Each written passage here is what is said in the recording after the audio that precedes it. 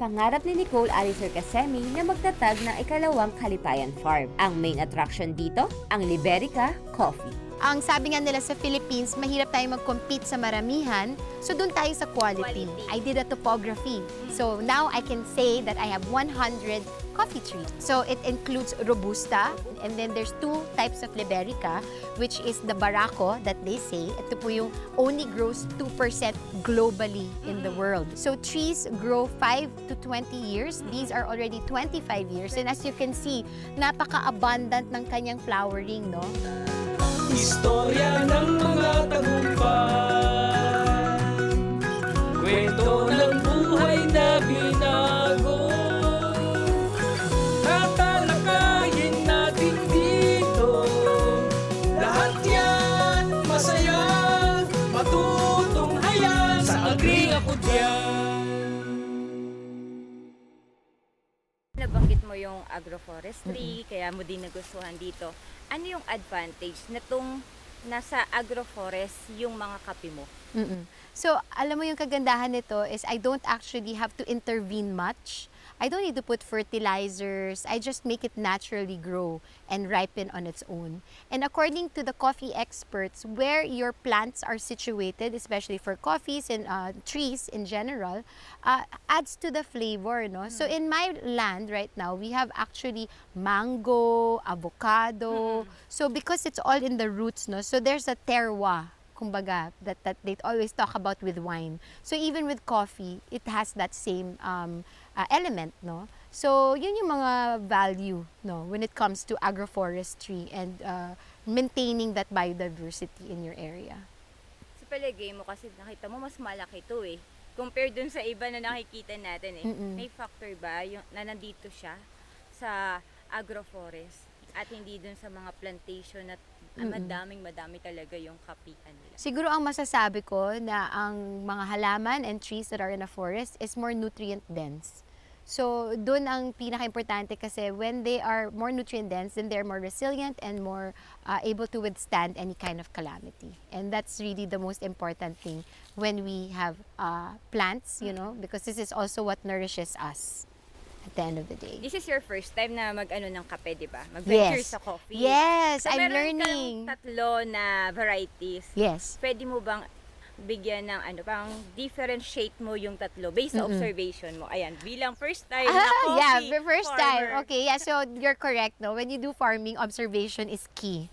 So I would say that Robusta is interesting because it really grows vertically, no? And notice ko na it ripens faster than the variety of Liberica. What else do I notice? I've tasted Robusta and the flavor is okay. I wouldn't say na it's one of my favorites kasi I like strong coffee.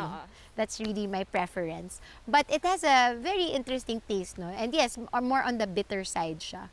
Now, the next one is the Excelsa. What I really love about the Liberica kasi it sprawls. So there's a root, diba? A main root here.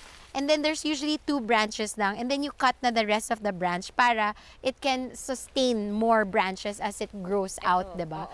So, ang ganda lang talaga ng puno, no? Tapos, imagine mo you're drinking coffee under a coffee tree. Yan yung mga dream ko, diba? So why I like this is because I smell the aroma and ang tamis lang niya talaga. So, I can just imagine how it would be like when you actually drink this coffee already. Now, the Excelsa, I'm still a little bit of a question between the two.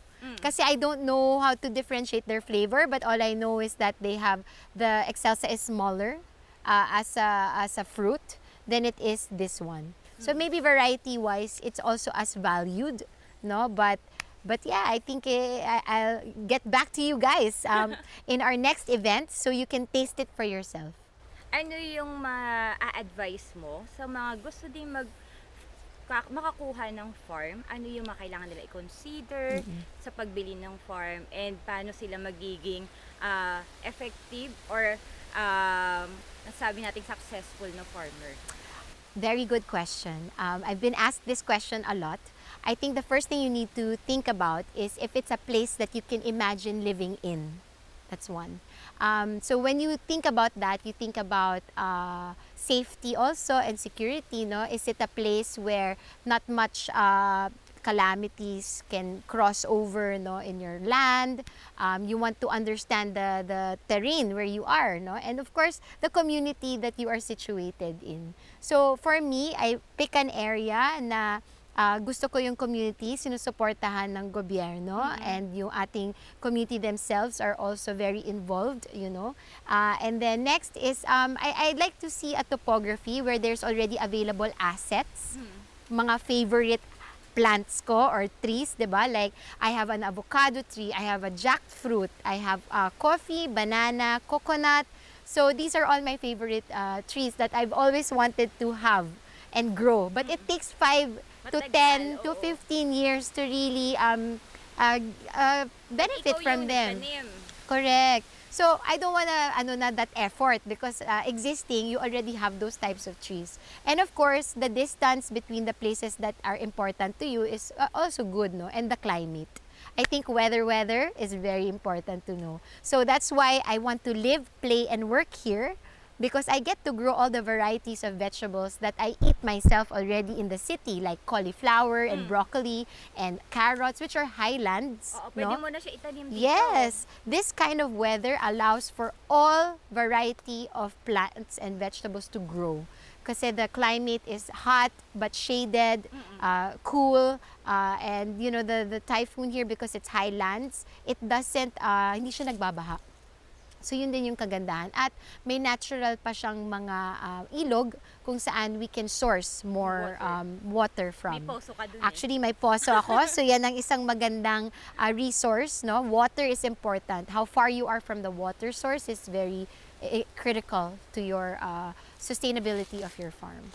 And of course, ask your family, no? Kasi for me, ang isang farm is a family farm, which means that it's kind of like your land use plan ng pamilya mo. Kasi, you know, it's all about land banking and intergenerational wealth. Maipapasa nyo to sa pamilya niyo. So, importante na stakeholders nyo sila. And you ask them, what do you imagine that you want to do 10 years from now in this land? So that you can all plan better together.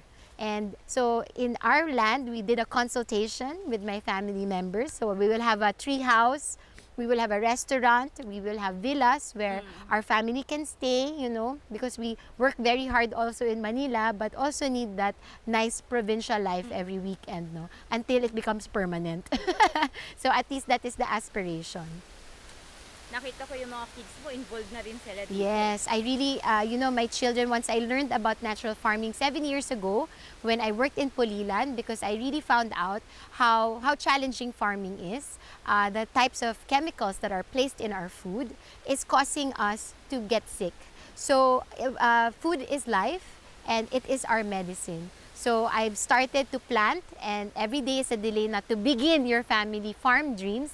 And I've fed my children and my family just the best that nature can provide.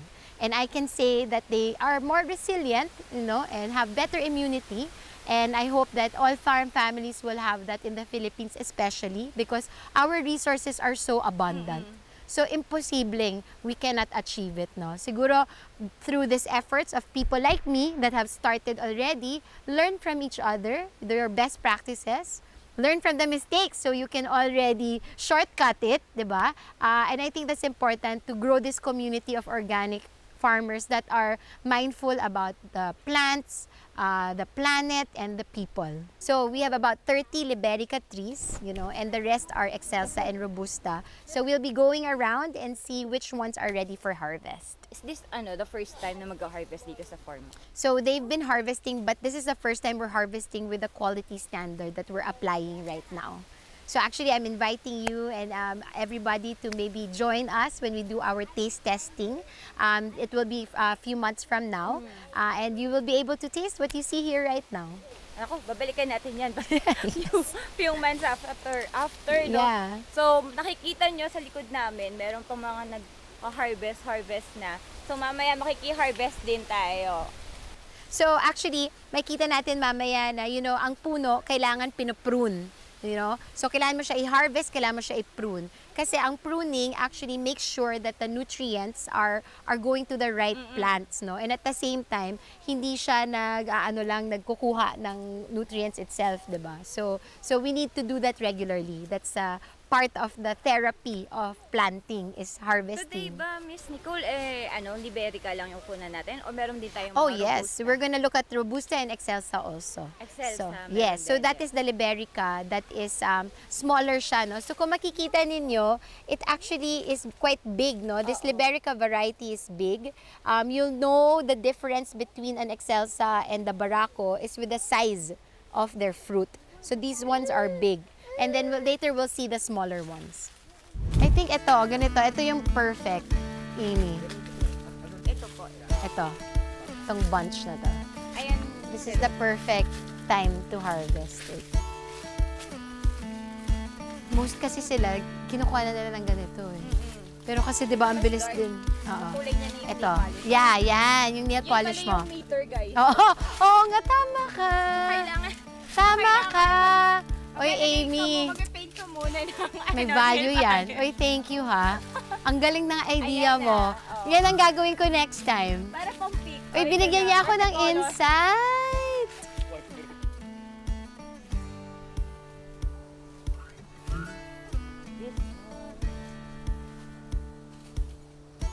Si Mang Carling ay kapitbahay ni Nicole. Isa siya sa mga tumutulong sa pagpapanatili ng Kalipayan Natural Farm. Matagal nang nagsasaka si Mang Carling at may sarili siyang taniman ilang kilometro ang layo sa Kalipayan Natural Farm. Ang inaalagaan niya, mga tanim na paminta.